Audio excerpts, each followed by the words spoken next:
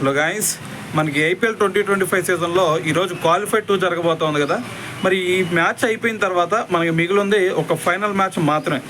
అయితే మరి ఈ క్వాలిఫై 2లో ఎవరు గెలుస్తారు అంటే మేజర్గా చెప్పాలంటే ముంబై ఇండియన్స్ వైపే కొంచెం మ్యాచ్ టిల్ట్ అయిద్దని చెప్పాలి.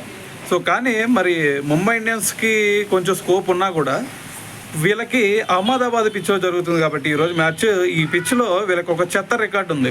అదేంటంటే ఇప్పటి వరకు వీళ్ళు 2015 నుంచి చూసుకుంటే మొత్తం 5 మ్యాచెస్ ఆడారు.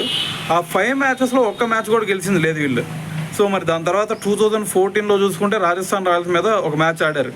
అయితే మరి ఈ చెత్త రికార్డు ఒకటి చూసుకుంటే మరి కొంచెం పంజాబ్ కింగ్స్కి ఓటనిచ్చే అంశమనే చెప్పాలి. సో ఏదైనా సరే మరి ప్రజెంట్ వాళ్ళ ఫామ్ కానీ లేదంటే వాళ్ళ ప్లేయింగ్ లెవెన్ కానీ చూసుకుంటే పంజాబ్ కింగ్స్ మీద ఎంఐ డామినేట్ చేసే విధంగా కనిపిస్తుంది.